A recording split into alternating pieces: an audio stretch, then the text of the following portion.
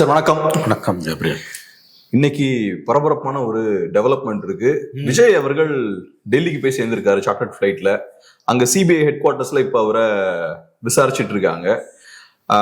இது முக்கியமான ஒரு டெவலப்மெண்ட். அது போக இப்ப ரீசெண்ட் டைம்ஸ்ல பார்த்தோம்னா விஜய்க்கு வேற சில சிக்கல்களும் இருக்கு. அவரோட ஜனநாயகன் படம் ரிலீஸ் ஆகல, இன்னொரு சைட்ல சிபிஐ அவரை விசாரிச்சுட்டு இருக்காங்க. எப்படி பாக்குறீங்க?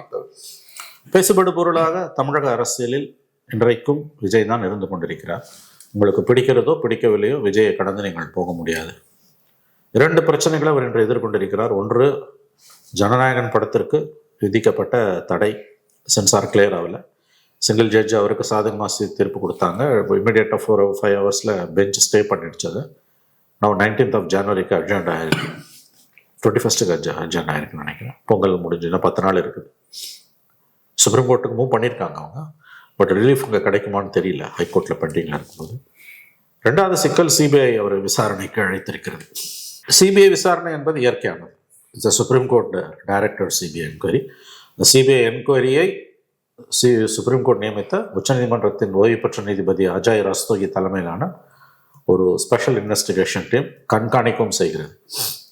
ஆகவே விஜய் அவர்களை விசாரிக்காமல் குற்றப்பத்திரிகை தாக்கல் செய்ய முடியாது. குற்றப்பத்திரிகை தாக்கல் செய்த பிறகுதான் அந்த சம்பவத்திற்கு 41 பேர் கொல்லப்பட்ட சம்பவத்திற்கு யார் காரணம் என்று சிபிஐ தெரிவிக்கக்கூடிய தகவல்களின் அடிப்படையில் வழக்கு விசாரணை நடைபெறும்.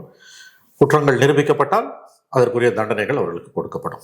ஸோ நெக்ஸ்ட் ஸ்டெப், சிபிஐ செய்ய வேண்டிய இந்த விசாரணையெல்லாம் முடிந்த பிறகு குற்றப்பத்திரிகையை தாக்கல் செய்வது. அநேகமாக பிப்ரவரி மாதம் வாக்கில் அவர்கள் தாக்கல் செய்து விடுவார்கள் என்று எதிர்பார்க்கப்படுகிறது.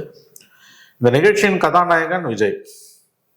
ஆகவே அவரை அழைக்காமல் விசாரணை நடைபெறவே முடியாது.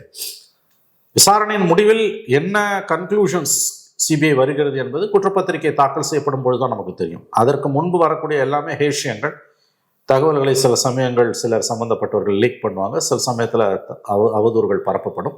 அஃபிஷியலி சிபிஐ என்ன கன்க்ளூஷன்ஸ்க்கு வந்திருக்குன்றது நமக்கு குற்றப்பத்திரிகை தாக்கல் செய்யப்பட்ட பிறகுதான் தெரிய வரும். ஆகவே இந்த விசாரணைக்கு அவர் அழைக்கப்பட்டது என்பது இத்தகைய பழிவாங்குதலும் இல்லாத ஒரு சராசரியான நடவடிக்கை. இன்னும் சொல்லப்போனால் அவர் விசாரணைக்கு அழைக்காமல் இருந்திருந்தால்தான் அங்கு இன்ஃப்ளூயன்ஸ் விளையாடுது என்று நாம் சொல்ல முடியும். படத்தை பொறுத்த வரைக்கும் அதில் கண்டிப்பாக மத்திய அரசு, மோடி அரசோட பங்களிப்பு இருக்கிறது. அந்த படத்தை ஆரம்பத்திலேருந்தே அவங்க கையாண்ட விதம், சிங்கிள் ஜட்ஜ்மெண்ட் கொடுத்தோடனே அரசு வழக்கறிஞர் டிவிஷன் பெஞ்சுக்கு ஓடுறாரு, விரைந்து ஓடுறாரு. மத்திய அரசு சார்பில் அன்றைக்கே விசாரணை சென்னை உயர்நீதிமன்றம் தலைமை நீதிபதி அமர்வு எடுத்துக்கொள்கிறது. Solicitor general of India Tushar Mehta வராரு. துஷார் மேத்தா சாதாரணமான கேஸுக்கெல்லாம் வரமாட்டார். அட்டார்னி ஜெனரல் இருந்தாலும் எல்லா வழக்கையும் இந்த கவர்மெண்ட்ல வினோதமான ஒரு போக்கு, துஷார் மேத்தா தான் அப்பியர் ஆகிறாரு. ஆனால் அவர் அட்டார்னி ஜெனரலாக நியமிக்க மோடி மறுக்கிறார். அவர் தான் attorney general is the number 1 law officer, so solicitor general is the number 2 law officer. But in all practical purposes சுதந்திர இந்திய வரலாறுல இந்திய நீதித்துறையில் இல்லாத ஒரு போக்கு என்னன்னா, எல்லா முக்கியமான வழக்குகளையும் அட்டார்னி ஜெனரல் அப்பியர் ஆகிறது கிடையாது, துஷார் மேத்தா தான் அப்பியர் ஆகிறாங்க. ஒரு படம் இதில் ஒன்றும் அப்படியே பூலோகமே மாறிட போகிறது கிடையாது. இந்த படத்தை ரிலீஸ் பண்ணக்கூடாது அப்படின்றதுக்கு துஷார் மேத்தா லெவலில் கொண்டு போய் இவங்க மத்திய அரசு இதை தடுக்குதுன்னா, கண்டிப்பாக Modi government wants to teach him a lesson. விஜய்க்கு ஒரு பாடம் கற்றுக் கொடுக்க மோடி அரசு விரும்புகிறது. ஸோ படம் போய் இப்போ சிக்கி இருக்குது. பெட்டிஷனர் வந்து ப்ரொடியூசர், விஜய் கிடையாது. 500 கோடி போட்டு படம் எடுத்துன்றாங்க. அது ஒரு சிக்கலான விஷயம்தான். 500 crores போது lots of business involve in it. அதை சுற்றி இருக்கக்கூடிய வியாபாரம் டெஃபினட்டாக வந்து தட்ஸ் அ ஒரிசம் திங். சம்மந்தப்பட்டவர்களுக்கு கவலை அளிக்கக்கூடிய சினிமாவுக்கு பொலிட்டிக்ஸ்க்கு ப்ரமோஷனும் கூட இப்போ அந்த தயாரிப்பாளருக்கு அது ஒரு நஷ்டம். 500 கோடின்றது யாராக இருந்தாலும் we must look into it. அதை ஒதுக்கிட்டு பார்க்க முடியாது நம்ம வந்து. ஏன்னா வெறும் 500 கோடின்றதை வந்து யாரோ ஒரு தனி மனிதனோட பணமாக அதை பார்க்காம, ஒரு நிறுவனத்தோட பணமாக நீங்கள் அதை வந்து அதை சுற்றி இருக்கக்கூடிய ஆன்சிலரி யூனிட்ஸ் இருக்கு இல்லையா, எவ்வளோ தியேட்டர்ஸில் இது ரிலீஸ் ஆகும், டிஸ்ட்ரிபியூட்டர்ஸோட ரெவென்யூ, தியேட்டர் ஓனர்ஸோட ரெவென்யூ, அட்வர்டைசர்ஸோட ரெவென்யூ, சேட்டலைட் சேனல்ஸோட revenue. So whole lots of issues involve. In that angle, I think there is a human angle involved in it also. 500 crores போது யாரோ ஒரு இண்டிவிஜுவலோட பணம்னு பார்க்கக்கூடாது. Business around it must be looked into it. போய் சிக்கிக்கிச்சு இன்னும் 10 நாள். But Vijay படம் என்னை பொறுத்த வரைக்கும் எப்போ ரிலீஸ் ஆனாலும் கலெக்ஷனை எடுத்துரும். அது கமர்ஷியல் சக்ஸஸ் தான், அது ஃபெயிலியர் ஆகாத நான் நம்புகிறேன். But for him the main problem is the CBI enquiry. அங்கே வந்து அது எப்படி ஆக போகுதுன்றது நமக்கு தெரியல. நமக்கு டெஃபினட்டாக வந்து சிபிஐ என்கொயரியில் வந்து பெரிய அளவில் வந்து ஃபவுல் பிளேக்கு வாய்ப்பு இல்லைன்னு நான் நம்புறேன். ஏன்னு கேட்டிங்கன்னா, this CBI conducted enquiry more than the 2 layer security வச்சிருக்காங்க. Retired judge of the Supreme Court is monitoring it and 2 senior most IG, 2 senior IPS officers, the rank of IG, Tamil Nadu cadre, but from outside Tamil Nadu, are helping the retired Supreme Court judge as a part of the SIT. அவங்க இதை கண்காணிக்கிறாங்க. நம்ம வந்து ஏதாவது ஒரு சிஸ்டத்தை நம்பணும். ஒரு retired supreme court ஜட்ஜே வந்து இந்த இன்வெஸ்டிகேஷன்ஸை மானிட்டர் பண்ணுறாருன்னா, நான் ஃபீல் பண்ணுறது என்னன்னா, மை ஒப்பீனியன் இஸ், தப்பே செய்யாத ஒருத்தரை சார்ஜ் ஷீட்டில் நேம் பண்ணுறதுக்கோ அல்லது தப்பு செஞ்ச இதுக்கு காரணமான ஒருத்தர் சட்டத்திலேருந்து தப்பிப்பதற்கோ சார்ஜ் ஷீட்லேருந்து தப்பிப்பதற்கோ வாய்ப்புகள் வந்து very very minimal. Because this CBI ஏன்னா ஸ்டேட் போலீஸை நம்பாமல் சிபிஐ கொடுத்தது, that should not be any shred of doubt, சந்தேகத்தின் நிழல் கூட இருக்கக்கூடாது. ரெண்டாவது, அதுக்கு தான் second layer of protection cross check பண்ணுறதுக்கு தான் வந்து ரிட்டையர்டு சுப்ரீம் கோர்ட் ஜட்ஜோட தலைமையில் ஒரு எஸ்ஐடி போட்டது. ஸோ ஃபேர் இன்வெஸ்டிகேஷன்ஸை நம்ம எதிர்பார்க்கலாம். நான் அப்படி தான் பார்க்குறேன்.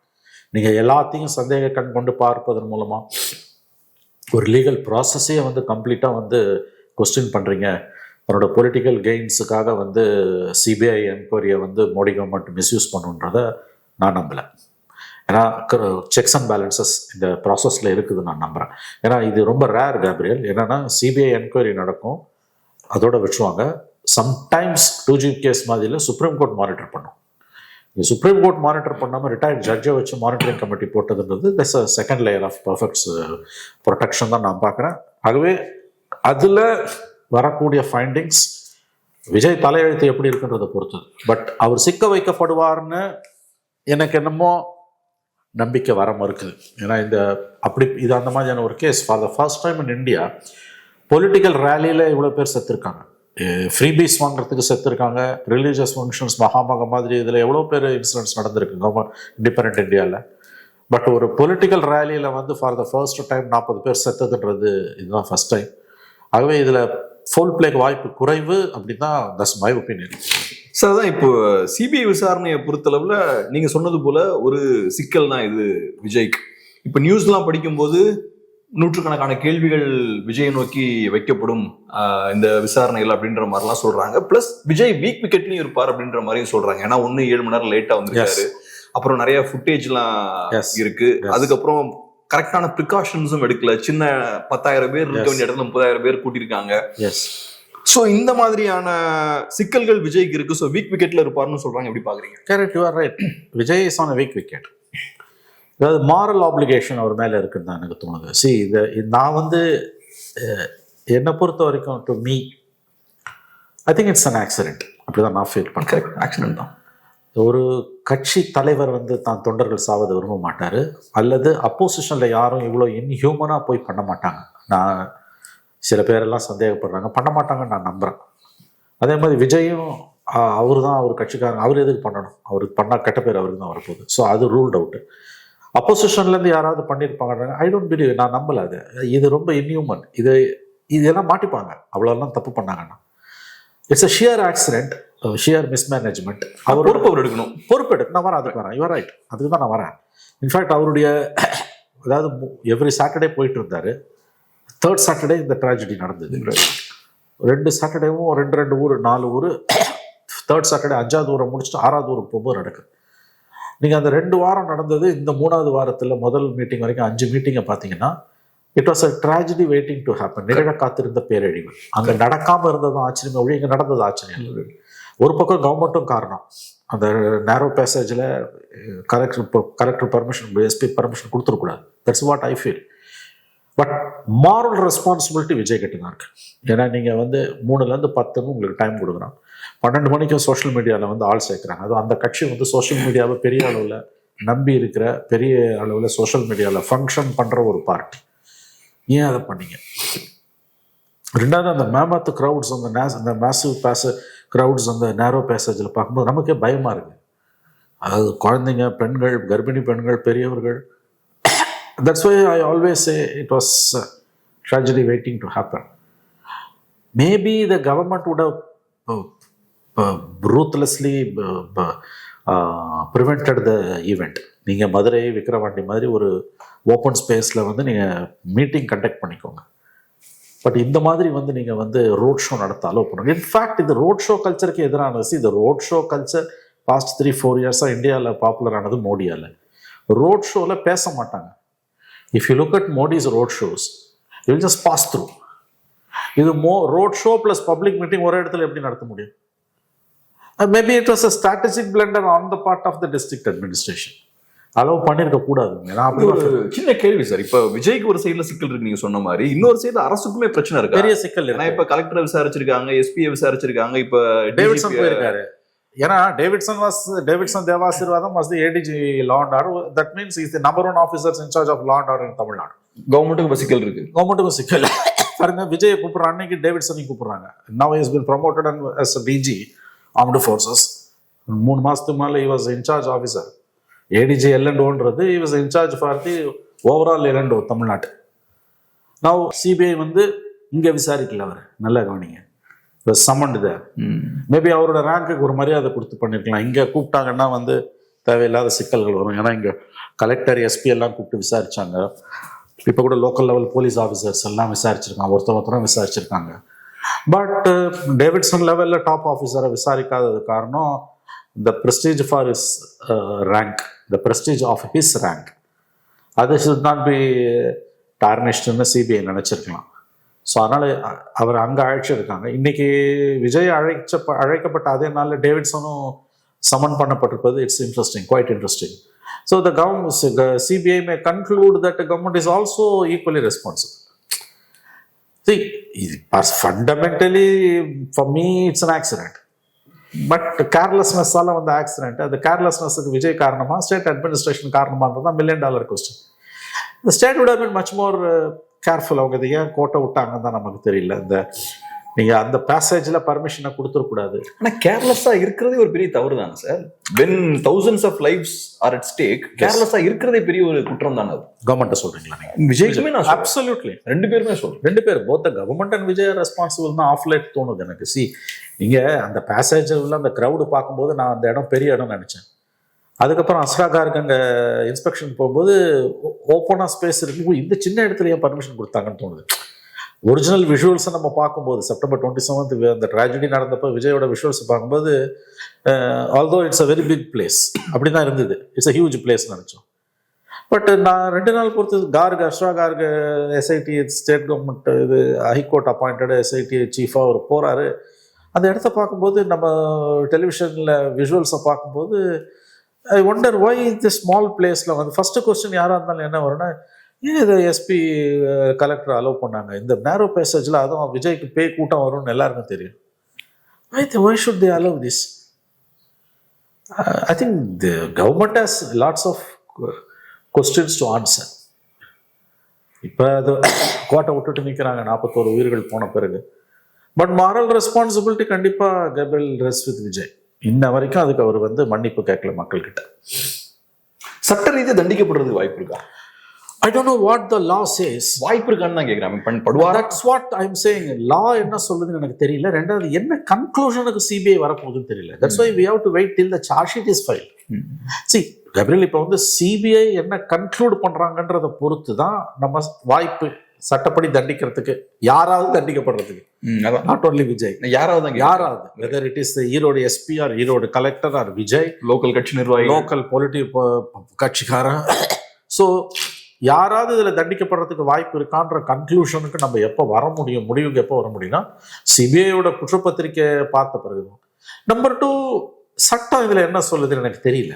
ஏன்னா இப்போ ஒரு நல்ல லாயரை கேட்டிங்கன்னா ஷி மே எக்ஸ்பிளைன் இதோட likely scenario number 1, scenario number 2, scenario number 3ன்னு ஒரு 3 to 5 சினாரியோஸை ஒரு நல்ல லாயரை கேட்டிங்கன்னா she may explain for the common man. ஒரு எளிய மனிதனுக்கு வந்து ஒரு நல்ல குற்றவியல் வழக்கறிஞர் இது குறித்து விவரிப்பாரே, ஆனால் நமக்கு அது புரியும். என்ன செக்ஷன்ஸில் இவங்க இப்போ இந்த கேஸை எஃப்ஐஆர் போட்டிருக்காங்க, இந்த விசாரணை அடிப்படையில் வந்த முடிவுகள் என்ன, அந்த முடிவுகளின் அடிப்படையில் சிபிஐ தாக்கல் செய்ய போகிற குற்றப்பத்திரிகையின் சாராம்சம் என்ன பிரேயரை ஜட்ஜு கிட்ட சிபிஐ வைக்க போகுது, அதுதான் final. What prayer the CBI is going to present before the judge through its charge sheet. But Vijay will have lots of questions to answer and Vijay cannot எஸ்கேப்னு தான் தோணுது. இவர் தான் பொறுப்பு, சட்ட ரீதியாகவும் இவர் பொறுப்பாக்கப்பட வாய்ப்பு உண்டு.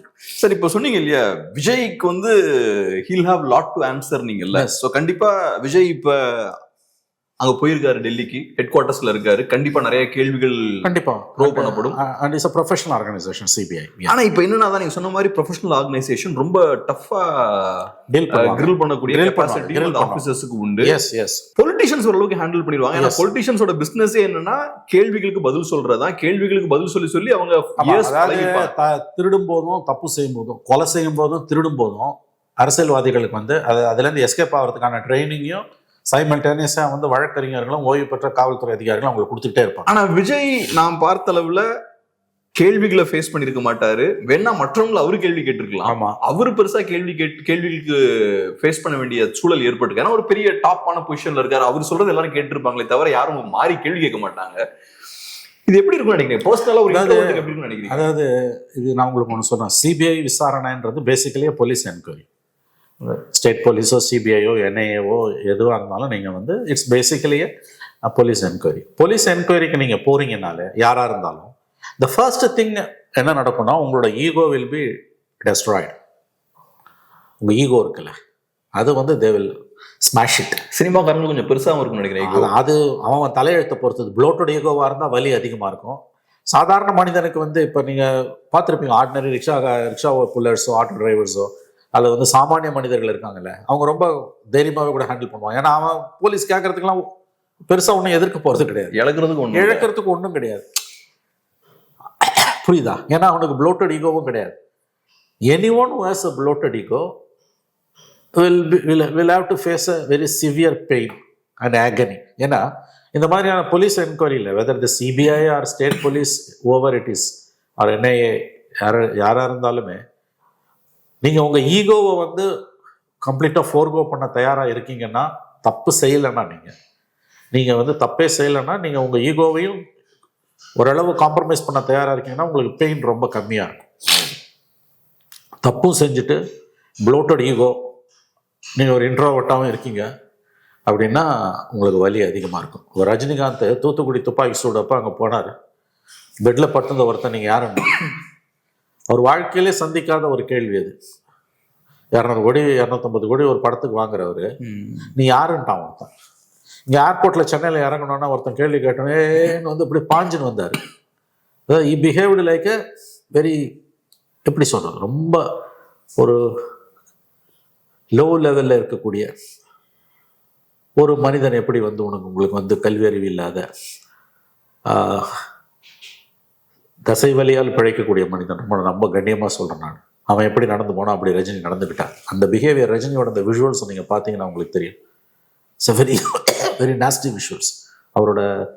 அவரோட ஸ்டேச்சர், சோகால் ஸ்டேச்சருக்கும் அவர் கட்டமைச்சிருக்க பிம்பத்துக்கும் அந்த பிஹேவியருக்கும் he almost behave like a man on the street urchin வாங்கல, அந்த மாதிரியான ஒரு பிஹேவியர். ஏன் வந்தது? அது 1 மணி நேரம் முன்னால் தூத்துக்குடியில் ஒருத்தன் கேட்டான், நீ யாருன்ட்டான். இந்த மாதிரி இருக்கவங்க போலீஸ் என்கொயரிக்கு போனாங்கன்னா அங்கே போலீஸில் போய் நீ யாருன்னெலாம் கத்தலாம் முடியாது. Then you have to face disasters consequences. அதெல்லாம் செய்ய மாட்டாங்க. பட் அவங்களுக்கு வந்து அது ஏற்படுத்தக்கூடிய வலியும் அது ஏற்படுத்தக்கூடிய இழப்பும் அதிகமாக இருக்கும். ஏன்னா இந்த பவர் டைனமிக்ஸே மாறுது. ஒரு நடிகர்னு இருக்கும்போது அவர் எப்பவுமே பவர்ஃபுல்லான பொசிஷன்ல இருப்பாரு. ஆட்டோகிராஃப் கேட்க வருவாங்க, கால் ஷீட் வாங்க வருவாங்க, டேட்ஸ் வாங்க வருவாங்க, கதையை சொல்றதுக்கு வருவாங்க. எல்லாம் அவர் கொடுக்குற இடத்துல இருப்பாரு, ரொம்ப பவர்ஃபுல்லான இடத்துல இருப்பாரு. எங்க போனாலும் அவர் சுத்தி 4 பேர் இருப்பாங்க, பிரைவசியும் இருக்காது, ஒரு பொசிஷன் ஆஃப் பவர்லயே இருப்பாங்க. ஆனா நீங்க விசாரணைக்கு போகும்போது உங்களை சுத்தி ஒரு 4 பேர் இருப்பாங்க, நீங்க வீக்கான பொசிஷன்ல இருப்பீங்க. ஆமா, ஒரு சாதாரண ஒரு ஆபீசர் உங்களை அத்தாரிட்டியோட டாமினன்ஸோட கேள்வி பண்ணுவாரு. அதுதான் நான் சொல்றேன். நீங்க anybody who goes to police enquiry, first thing என்ன நடக்கும்னா, அப்படி யார் போறாங்களோ அவங்களோட ego will be smashed. Ego மொத்தமாக அழிச்சிடுவாங்க. ஈகோவே உனக்கு இருக்கக்கூடாது, சொன்னதை செய். அஃப்கோர்ஸ் அதுதான் வந்து அந்த உத்தியோகத்தில் இருக்கவங்களுடைய தர்மம், அவனோட தர்மம் அதுதான். அதுக்கு தானே அந்த வேலையே இருக்குது. நீ தப்பு பண்ணலை.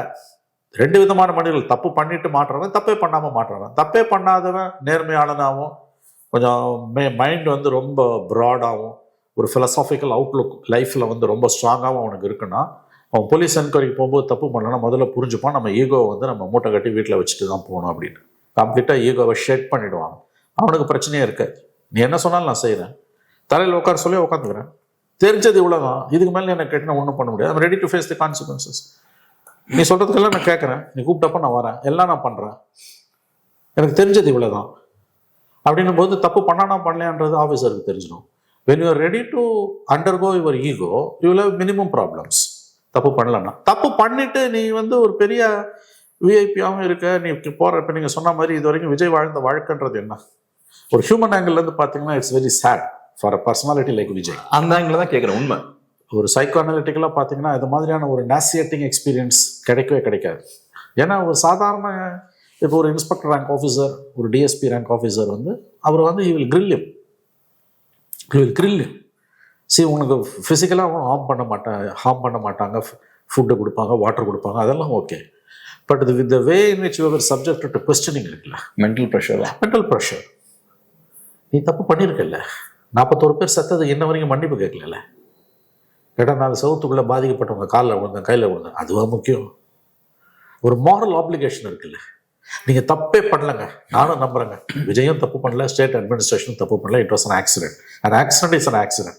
The meaning of accident is it can happen at any time without our knowledge and it is beyond our control. That's why it's called accident. But ஒரு மாரல் ஆப்ளிகேஷன் உங்களுக்கு இருக்குல்ல. உங்களை பார்க்க வந்தவங்க, இந்த பெண்கள், அந்த குழந்தைகள், உங்களை பார்க்க வந்தவன் சாவரான போது பொது வெளியில மன்னிப்பு கேட்கணுன்ற ஒரு குறைஞ்சபட்ச தர்மம் ஏன் விஜய்க்கு இல்லை? இல்லைங்க, 4 சவுத்துக்குள்ள அவர் சம்மந்தப்பட்டவங்க காலில் விழுந்து அழுதாருங்கன்றாங்க. That's not adequate. நீங்க அழுங்கன்னு சொல்லலை. Moral application. நான் உங்களுக்கு ஒரு இன்சிடென்ட் சொன்னேன்னு நினைக்கிறேன். வால்டர் தேவாரம் டிஜிபி இருந்தார்ல, அவர் வந்து 1992 ஜெயலலிதா மகாமகம் இன்சிடென்ட் அப்போ ஃபர்ஸ்ட் இன்சிடென்ட் சொன்னீங்க. கரெக்டாமா? அந்த இன்சிடென்ட்ல வந்து அவர் வந்து he failed as an IG law and order. He failed. 50 பேர் என்னமோ செத்தாங்க அன்அஃபிஷியலி 100 கில்டுன்றாங்க அந்த குளத்துல மூழ்கி. 12 வருஷம் பொறுத்து மகாமகம் வரும்போது அதே ஜெயலலிதா சிங்கம் அப்போ ஜார்ஜ் சிட்டி கமிஷனராக இருந்தார். அவர் அப்போ லா அண்ட் ஆர்டர் நல்லா they manage it very well, went off very smoothly. Lakhs of people காங்கிரிகேட்டடாங்க. அப்போ அது முடிஞ்ச பிறகு 2004 ட்ரிச்சியில் ஒரு ப்ரெஸ் கான்ஃபரன்ஸ் வைக்கும்போது பாராட்டு விழா அந்த ஜார்ஜுக்கும் அவங்களுக்கு ஆஃபீஸர்ஸ்க்கும். அப்போ தேவாரம் வந்துருந்து ப்ரெஸ் கான்ஃபரன்ஸ் அட்ரஸ் பண்ணும்போது அதுக்கு 12 வருஷம் முன்னாடி பிரைஸ்ட் இப்போ இருக்க அதிகாரிகளை நான் பாராட்டுறேன் அப்படின்னு சொல்லிட்டு 12 வருஷத்துக்கு முன்னால் நடந்த அந்த இன்சிடென்ட்டுக்கு ஐ டேக் மாரல் ரெஸ்பான்சிபிலிட்டினா. 12 வருஷம் பொறுத்து அவர் 96 ரிட்டையர் ஆகி போயிட்டார் தேவாரம். பட் 8 வருஷம் பொறுத்து there was no need for him to apologise. அவர் வந்து மன்னிப்பு கேட்கணும்னு அவசியமே இல்லை. I take moral responsibility. It was my mistake now.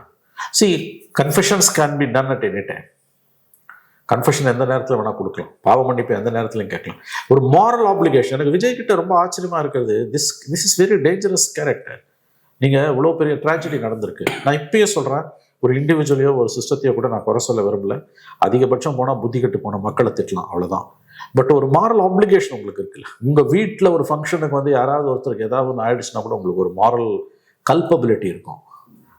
அது 41 பேர் செத்துருக்கோம் இன்ன வரைக்கும் ஒரு வாயிலேருந்து மாரல் ரெஸ்பான்சிபிலிட்டி எடுக்கிறதால லீகல் ஆப்ளிகேஷன் வந்து ஒன்று பயப்பட வேண்டிய அவசியமே இல்லை. It's a moral application. தார்மீக முறையில் நான் பொறுப்பு. அதோட அர்த்தம் வந்து சட்ட ரீதியாக நான் பொறுப்பு, என்ன தண்டிக்கணும், இன்னொன்று அது கிடையாது. அதுவும் வேற பொலிட்டிக்கல் லீடர், இந்த நாட்டை ஆளணும்னு நினைக்கிற ஒரு மனிதன், அவனுடைய கூட்டத்தில் 41 பேர் செத்து போறாங்கன்னா அவர்களிடம் நிபந்தனையற்ற மன்னிப்பு கேட்பதற்கும் பாவ மன்னிப்பு கேட்பதற்கு வந்து எதற்காக தயங்க வேண்டும்? சார், இப்ப நீங்க சொல்றீங்க இல்லையா, ஒரு மாரல் அப்ளிகேஷன் எடுக்கல, பேசலன்றலாம் சொல்றீங்கல்ல, இப்பவும் அதான் பண்றாரு. ஒரு மாதிரி ஒரு குவைட்டான ஒரு பொலிட்டிக்ஸ் தான் இப்பயும் பிளே பண்றாரு. இப்ப ஒரு சைட்ல ஒரு படம் ரிலீஸ் ஆகல, இன்னொரு சைட்ல சிபிஐ என்கொயரி இருக்கு. இதை வச்சு ஊர்ல இருக்க எல்லா கட்சிக்காரங்களும் பேசிட்டு இருக்காங்க. திமுக கட்சிக்காரங்க இதை வச்சு ஒரு தியரியை முன்வைக்கிறாங்க, அதிமுக காரங்க இதை வச்சு பேசுறாங்க, பாஜக காரங்க பேசுறாங்க, என்டிகே காரங்க பேசுறாங்க, மீடியா பேசுறாங்க. விஜய் சைட்ல இருந்து எந்த ஒரு கம்யூனிகேஷனும் வரல. ஒவ்வொரு சைட்ல பாஜக பழி வாங்குன்றாங்க, இன்னொரு சைட்ல இல்லைன்றாங்க. எந்த ஒரு கம்யூனிகேஷனும் இல்லாம இந்த இன்சிடென்ட் அவர் ஃபேஸ் பண்றாரு. எப்படி பாக்குறீங்க?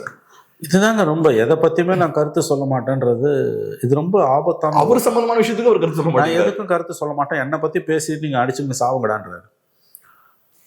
நான் எதுக்கும் கருத்து சொல்ல மாட்டேன். எனக்கு இதுக்கு கருத்து சொன்னாது கூட பெரிய விஷயம் இல்லைங்க. திருப்பரங்குன்றம் இஷ்யூக்கு ஆஸ் அ லீடராக நீ கருத்து சொல்லலை. ஆஸ் அன் ஆக்டராக தான் நான் கேட்க மாட்டேன். ரஜினி கிட்ட போய் திருப்பரங்குன்றம் இஷ்யூ கருத்து என்னன்னு கேட்கறத விட முட்டாள்தனம் எதுவும் கிடையாது. அவர் நோ கமெண்ட்ஸ்னு போவார். இல்லை ஏதாவது கருத்து சொன்னாலும் டசன்ட் மீன் எனிதிங் இல்லையா? பிகாஸ் ரஜினி யாருன்னு எல்லாருக்கும் தெரியும். இஸ் அன் ஆக்டர், அவ்வளோதான். அவர்கிட்ட போய் ஒரு விஷயத்துக்கு கருத்து கேட்கறது ஒன்று தான், கேட்காம இருக்கிறது ஒன்று தான், ஒரு கருத்து சொல்கிறது ஒன்று தான், சொல்லாமல் இருக்கிறது ஒன்று தான். And has every right to keep quiet. Thiruparankundram issue மட்டும் இல்லை, எல்லா இஷ்யூலையும் including Thiruparankundram issue, Rajini has every right to keep quiet. Is an actor. நம்ம ஒன்றும் கேட்க முடியாது. ஆஸ் அ பாலிட்டிஷியன் உனக்கு அந்த சொகுசு இல்லை. You not have the luxury of keeping quiet. It's a public issue. சைலண்டாக இருக்க நீ. எவ்வளோ 100 நாள் வேலை திட்டத்தை ஒழிச்சு கட்டுறது மோடி கவர்மெண்ட். நீ பொத்தின்னு இருக்க. எதுலையுமே உனக்கு கருத்து இல்லை. உங்களுக்கு கருத்து இல்லை. எத்தனை நாளைக்கு இந்த ஏமாத்து வேலை நடக்கும்? இது ரொம்ப நாள் இந்த வண்டி ஓடாது. எலெக்ஷனுக்கு பிறகு என்ன பண்ணும்? வாட் இஸ் ஒரு பாலிடிக்ஸ்? நோ, கடைசியாக அவர் எப்போ பப்ளிக் மீட்டிங் அட்ரஸ் பண்ணார்? ஒரு 20 நாள் முன்னால் இருக்கும். ஆமாம். இந்த 20 நாளில் என்ன பாலிடிக்ஸ் பண்ணார் அவர்? பாலிடிக்ஸ்ன்றது 24 hours 365 days job. Gabriel, you should have opinions on every issue. ஒரு பார்ட்டி ஷுட், உங்கள் மக்கள், உங்கள் கட்சிக்காரன் வந்து மக்களோட மக்களாக இருக்கணும். போராட்டங்களில் ஈடுபடணும், உண்ணாவிரதங்களில் ஈடுபடணும், நீதிமன்றங்களை வழக்குகளை தொடுக்கணும். மக்கள் பிரச்சனை எல்லாத்துக்கும் நீ முன்னால் நின்று தோளோட தோல் கொண்டிக்கணும். ஆளே காணும். இது எப்படி ஒரு பொலிட்டிக்கல் பார்ட்டின்னு நம்ம ஏற்றுக்க முடியும்? The political party with the least politics is TVK. No politics is Vijay's politics. ஆனால் கொடுமை என்னன்னா, விஜயால தாங்க முடியாத அளவுக்கு ஒரு மக்கள் சக்தி இருக்கு. திஸ் இஸ் தி, எப்படி சொல்றது, மிகப்பெரிய ஒரு ஐரணி. சரியான வார்த்தை irony. No politics is Vijay's politics. பாலிடிக்ஸே இல்லாமல் இருக்கிறது தான் விஜயோட பாலிடிக்ஸ். பல இஷ்யூல கருத்தே கிடையாது, அவருக்கும் கிடையாது, ஒரு கட்சிக்கும் கிடையாது. ஆனால் பிரச்சனை என்னன்னா, அவரால் தாங்க முடியாத அளவுக்கு இருக்கு மக்கள் சக்தி இருக்கு. இது மெயின் ஸ்ட்ரீம் பொலிட்டிக்கல் பார்ட்டிஸுக்கு ஒரு வேக்கப் கால். நான் திரும்ப அதை தான் சொல்கிறேன். திமுக, அண்ணா திமுக ரெண்டு பேரும் விஜய்க்கு இருக்க செல்வாக்கை பார்த்து நீங்கள் வயிறு எறியலாம். வயிறு எறியுறீங்க. குறிப்பாக திமுக வயிறு எரியுது, பயப்படுது. அண்ணா திமுக ஐயோ நம்மக்கிட்ட வரலையான்னு அவங்க கவலைப்படுறாங்க. ஆனால் இவங்க ரெண்டு பேரும் உண்மையிலேயே கவலைப்பட வேண்டிய விஷயம், they have to pull up their socks. எதுன்னா, கிரவுண்டு உங்களை கையை விட்டு நழுவி போயிட்டு இருக்கு. விஜய் தோக்கலாம், ஜெயிக்கலாம். விஜய் தோத்தாரா அந்த இடத்துக்கு இன்னொருத்தன் வருவான். மெயின் ஸ்ட்ரீம் பொலிட்டிக்கல் பார்ட்டிஸ் மேலே மக்கள் வெறுப்படைய ஆரம்பிச்சிருக்காங்க. ஜென்ஸி கிட்ட இவங்க ரெண்டு பேராலையும் போக முடியல. அதை தாண்டி இருக்கக்கூடிய ஜென்ஸி அல்லாத மிடில் ஏஜ் சீனியர் சிட்டிசன்ஸ், அவங்ககிட்டையும் இந்த ரெண்டு பொலிட்டிக்கல் பார்ட்டிஸும் 60 வருஷமா தமிழ்நாட்டை தங்களுக்கு தான் குத்தகை போட்டு கொடுத்தாங்க, பட்டா போட்டு கொடுத்தாங்கன்னு இருமாப்பில் இருக்க திமுகவுக்கும் அண்ணா திமுகவுக்கும் விடப்பட்டிருக்க சவால் தான் விஜய் ஃபேக்டர். அது ஒரு இண்டிவிஜுவலாக பார்க்காதீங்க. இந்த வேக்யூமுக்கு வந்தது, இந்த வேக்யூம் வந்ததால தான் அது வருது. நீங்கள் ஒழுங்காக இருந்தீங்கன்னா அங்கே ஏன் போகிறோம்? நீங்கள் கொள்ளடிப்பீங்க, குடும்ப அரசியல் பண்ணுவீங்க, வாரிசு அரசியல் பண்ணுவீங்க. ரெண்டு பேரையும் சொல்கிறேன். ஸோ நீங்கள், நான் கேப்ரியல், விஜயோட வருகை, விஜயோட க்ரௌட்ஸ், இது எல்லாத்தையுமே இந்த ரெண்டு பேருக்கும் கொடுக்கப்பட்ட வேக்கப் காலாக தான் நான் பார்க்குறேன். மக்கள் இவங்க ரெண்டு பேர் மேலேயும் சலிப்படைஞ்சிருக்காங்க. எஸ்பெஷலி டிஎம்கே மேலே. உங்களோட ஷேம்லெஸ் ஃபேமிலி பாலிடிக்ஸு, கரப்ஷன், அதை நியாயப்படுத்தி பேசுறது, உங்களோட தொங்கு சதைகளை வச்சு நீங்கள் உங்களுக்கு நீங்களே மாலை போட்டுக்கிறது, ஒரு டிஃப்ரெண்ட் வியூ பாயிண்ட்டுக்கு இடமே கொடுக்காம சோஷியல் மீடியாலையும் நேச்சுரல் ட்ரெடிஷ்னல் மீடியாலையும் ஸ்பேஸை ஷ்ரிங்க் பண்ணுறது. மோடி கவர்மெண்ட் எப்படி நெரேட்டிவை கண்ட்ரோல் பண்ணுறதோ அதே மாதிரி தமிழ்நாட்டில் நெரேட்டிவை சோஷியல் மீடியாலையும் மீடியாலையும் பப்ளிக் டிஸ்கோர்ஸில் நெரேட்டிவை கண்ட்ரோல் பண்ணுறதுல டிஎம்கே இன்னைக்கு வேர்ல்டு லெவலில் கின்னஸ் ரெக்கார்டு பண்ணிகிட்டு இருக்கு. நோபல் பரிசு கொடுக்கலாம் டிஎம்கே அஸ் அன் ஆர்கனைசேஷன் நெரேட்டிவை கண்ட்ரோல் பண்ணுறதுல. இதெல்லாம் சேர்ந்து தான் வெடிக்குது. ஸோ விஜய் இஷ்யூ ஒரு wake up call. At the same time Vijay is not an alternative. ஏன்னு கேட்டிங்கன்னா, அவரோட பாலிடிக்ஸ் ஒரு ஹெல்த்தி பாலிடிக்ஸாகவே இல்லை. பல இஷ்யூஸில் அவருக்கு கருத்தும் கிடையாது. அவரோட பாலிடிக்ஸ்ன்றது ரொம்ப டேஞ்சரஸாக இருக்குது. வரவே மாட்டேன்றாரு. கேட்டால் இதுதான் நியூ பாலிடிக்ஸ்ன்றாரு அவர். This is the problem. ஆனால் மக்கள் சக்தின்றது அவருக்கு அதிகமாக இருக்குது. அவருக்கு இருக்கக்கூடிய மாஸ் பேஸில் ஈவன் ஒரு 60% ஓட்டாக கன்வெர்ட் ஆனால் கூட that will be a disaster for DMK. Sir, கடைசியாக ஒரே ஒரு கேள்வி. இப்போ விஜய் அவர்களை பொறுத்தளவுல அரசியலுக்கு வந்ததுக்கு அப்புறம் பெரிய அரசியல் செயல்பாடு இல்லை அவர்கிட்ட. பொலிட்டிக்கல் ஆக்ஷன் பார்த்தோம்னா சில விஷயங்கள் தான். ஒன்று ரோட் ஷோ போறது, அப்புறம் இந்த பொதுக்கூட்டம் ஆர்கனைஸ் பண்றது, இந்த மாதிரி சில விஷயங்கள் தான் பண்ணிட்டு இருந்தாரு. அதுவும் கரூர் சம்பவத்துக்கு அப்புறம் ரோட் ஷோவும் போக முடியாதுன்னு ஆகிப்போச்சு. அதுக்கப்புறம் இப்ப சமன் எல்லாம் பண்ணி அவரை விசாரிக்கிறாங்க. ஸோ அதுக்கும் ஒரு டைம் செலவழிக்கிறாரு. கையில் இருக்கக்கூடிய இந்த ஆப்ஷன்ஸும் பார்த்தோம்னா கம்மியாயிட்டு இருக்கு. இப்ப எலெக்ஷன்ஸும் அவருக்கு வருது. முக்கியமா ஜனநாயகன் படம் அவருக்கு இம்பார்ட்டன்ட். ஏன்னா அது ஒரு பொலிட்டிக்கல் ப்ரொபகேண்டா டூல். எலெக்ஷனுக்கு முன்னாடி பிரச்சாரம் பண்ணுவதற்கான ஒரு நல்ல ஒரு ஆப்ஷன். அதையும் பிளாக் பண்ணி வச்சிருக்காங்க, அதுவும் ரிலீஸ் ஆகல. ஸோ இப்போ எலெக்ஷன் கிட்ட நெருங்கும் போது விஜய்க்கு வேற சிக்கல்கள் இப்படி வந்துகிட்டு இருக்கு. இது டிவிகேவோட ஓட் வாங்கக்கூடிய கெப்பாசிட்டியை பாதிக்குமா, எப்படி பாக்குறீங்க? It's very good question. ஓட்டு வாங்கக்கூடிய கெப்பாசிட்டியை பாதிக்குமானா ஆஸ் ஆஃப் நவ் இந்த சம்பவம் எதுவுமே அவரோட பாப்புலாரிட்டியை குறைக்கல. CBI Karur incident, CBI summons வந்து ஆஃப்டர் எஃபெக்ட் ரியாக்ஷன். அது ஆக்ஷன் வந்து கரூர் இன்சிடென்ட், 41 பேர் செத்துருக்கான். அவர் தான் காரணன்றது வந்து மாரலி இஸ் ரெஸ்பான்சிபிள். பட் அவரோட பாப்புலாரிட்டி குறையவே இல்லை. அவர் காரணம் கிடையாது. திமுக சதி பண்ணிடுச்சு இந்த பர்செப்ஷன் அவரோட சப்போர்ட்டர்ஸ் மத்தியில் நிலவருதுன்றது வந்து ஆப்வியஸ். அவரோட பாப்புலாரிட்டி எந்த விதத்திலுமே Karur tragedy, it's a huge human tragedy, குறைக்கல. இது எப்படி இந்த மனிதர்களை புரிஞ்சுக்கிறது நமக்கு தெரியல. சிபிஐ சம்மன்ஸுமே வந்து இன்னைக்கு அவருக்கு வந்து ஒரு சிம்பத்தியை தான் கொடுக்குது. ஜனநாயகன் படம் ரிலீஸ் ஆகாது, அதை விட பெரிய சிம்பத்தியை கொடுத்துருக்கு. பண்ணது பிஜேபி, பழி திமுக மேல விழுது. திமுக தான் வந்து ஜனநாயகன் படம் ரிலீஸ் ஆகாது காரணம்ன்ற பர்செப்ஷன் வந்து விஜய் ரசிகர்கள் மத்தியில் இருக்கிறதுன்றது வந்து விஷயம் தெரிஞ்சவங்களுக்கு தெரியும். It's basically film censor board control மீது பிஜேபி கவர்மெண்ட். அந்த நரேட்டிவ் தான் விரும்புறாங்க. அது விரும்புறான். டிஎம்கே வர்சஸ் டிவிகேன்றதை விரும்புறாங்க. உண்மை என்னன்னா வந்து பிஜேபி பிளேட் ஹெவாக். அந்த படம் வெளியாகிறதுல பிஜேபி இஸ் பிளேயிங் கேம்ஸ். அது எல்லாருக்கும் தெரிஞ்ச விஷயம். இவ்வளவு தூரம் சீப்பா பிஜேபி கவர்மெண்ட் போகும் நான் எதிர்பார்க்கல. After all it's a movie. Tushar மேத்தாவை கொண்டு வந்து நீங்க நிறுத்துறீங்கனால இட்ஸ் அ மூவியா, அதுக்கு மேல அதுல ஒண்ணுமே இல்லை. அதுக்கு போய் இவ்வளோ பெரிய ஹல்லாபுல்லா இம்பார்ட்டன்ஸ் கொடுக்கறதுன்றது வந்து என்னை பொறுத்த வரைக்கும் வந்து இட் ஷோஸ் த எப்படி சொல்றது, ஒரு பேனிக்கி, ஒரு பயம். ஏதோ விஜய் கிட்ட பிஜேபிக்கு ஒரு பயம், ஒரு அசூயை ஏதோ ஒன்று இருக்குது. அதுக்கு சட்டத்தை எந்த அளவுக்கு வேணா வளைப்பாங்கன்றது. ஏன்னா அவங்க வச்ச காரணங்கள் government central government council argue பண்ணதெல்லாம் அப்சல்யூட் கிராப். இதை எம்பளத்தை காமிச்சிட்டான்றாங்க. எம்பளத்தை காமிச்சா இது அவ்வளோ வீக் கண்ட்ரியா? அது ஒரு நேவல் எம்பளத்தை காமிச்சா அது வந்து தேச பாதுகாப்புக்கு ஆபத்தா? அப்புறம் வந்து 5 போர்டு மெம்பரில் முதல்ல பார்த்து கிளியர் பண்ணி அனுப்பிட்டு ஒரு போர்டு மெம்பர் வந்து ஹீ மேட் அ சம்மர் சால்ட்டான். அப்படி பார்த்தா கூட 4:1 தான். இதெல்லாம் வந்து நல்லா தெரியுது. வித் அன் அல்டீரியர் மோட்டிவ் இந்த CBFC is playing havoc. Of course political influence இல்லாமல் இது நடக்காது. இதெல்லாம் வந்து உங்களுக்கு வந்து இன்னும் அவரோட பாப்புலாரிட்டியை கூட்டுமே ஒழிய குறைக்காது. பட் ஃபன்னிலி அந்த வெறுப்பு வந்து ஆவரேஜ் டிவிக்கு சப்போர்ட் இருக்கு, திமுக எதிராக திரும்புதே ஒழிய பிஜேபிக்கு எதிராக திரும்ப இருக்குது. இதுல நான் இன்னும் கொஞ்சம் கூட கிளியரா கேட்கிறேன். இப்ப விஜய்க்கு பாப்புலாரிட்டி இருக்கு, அந்த பாப்புலாரிட்டியை உடைக்க முடியாது, கஷ்டம். ஏன்னா விஜய்க்கு ஹார்ட் கோர் ஃபேன்ஸ் இருக்காங்க. என்ன ஆனாலும் உலகமே அழிஞ்சாலும் சப்போர்ட் பண்ணுவோம். நம்ம அவங்கள விட்டுருவோம். நான் கேட்கறது என்னன்னா, விஜய் இப்ப பிரச்சாரம் பண்ணா எக்ஸ்ட்ரா பர்சன்டேஜ் ஆஃப் ஓட்ஸ் வரும், பிரச்சாரம் கம்மியா பண்ணா ஓட் பர்சன்டேஜ் கம்மியாகும். ஏன்னா உலகன்றது அவரோட ஃபேன்ஸையும் தாண்டி ஓட்டர்ஸ் இருக்காங்க. அப்சல்யூட்லி. சோ என்னோட கேள்வி என்னன்னா, இப்ப விஜயோட அரசியல் செயல்பாடுகள் கம்மியாகும் போது நேச்சுரலா டிவிகேவோட ஓட் புல்லிங் கெப்பாசிட்டி கம்மி ஆகணும்ல. ஜென்ரல் ஓட்டர்ஸ் வாங்க முடியாது. அது இட்ஸ் அ இஷ்யூ தான். I agree with you. But ஒரு ஜென்ரல் எலெக்ஷன் 5 வருஷம் பொறுத்து மக்கள்கிட்ட நீங்க போகும்போது several factors will be playing. அப்ப அவர் எல்லார்கிட்டையும் போக முடியாட்டியும் ஓரளவாவது ரீச் பண்றாருன்னா, இவங்க 2 பேரையும் பிடிக்காதவங்க இருக்காங்க நிறைய பேர். கரெக்ட்.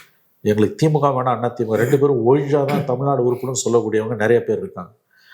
அது வந்து அந்த ஓட் பேங்கை ஒவ்வொரு தடவையும் கடந்து போற மாதிரி, அதை மீறி ஒவ்வொரு தடவையும் இவங்க 2 பேர்ல ஒருத்தர் தான் வராங்கன்ற மாதிரி இந்த தடவை வருமானது தெரியல. ஏன்னா இந்த கவர்மெண்ட் மேல இருக்கக்கூடிய huge huge huge anti incumbency, அது உங்களுக்கு வந்து ஏடிஎம்கே யாருக்கு ஓட்டு போட்டால் இந்த கவர்மெண்ட் தோற்கடிக்கப்படும்னு மக்கள் usually Indian people are very smart. யார் வேணான்றதான் நோக்கம் இல்லை, யார் வேணுன்றது நோக்கம் இல்லைன்ற ஒரு முடிவுக்கு வரும்பொழுது எங்கே குத்துனா அது நடக்கும், அதை குத்திட்டு போயிடுவாங்க. உங்கள் பாயிண்ட் ஆஃப் வியூ என்னன்னா, அவர் அக்ரெசிவ் எலெக்ஷன் கேம்பெயினுக்கு போகலன்னா அவர் விரும்புகிற இம்பேக்டை ஏற்படுத்த முடியாது. அவரோட ரசிகர்கள் வேணால் போடலாமே ஒழிய naturally the vote base beyond that also.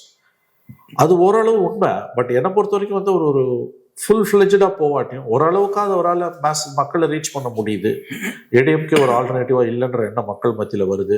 இன்னும் விஜய்க்கு வந்து வேற ஏதோ developments by way of natural ஆக்டிவிட்டிஸோ அல்லது by way of design by the union government ஏதோ நடக்குதுன்னா சிம்பத்தி வேவ் கூடும் பொழுது he will cutting to DMK's oats.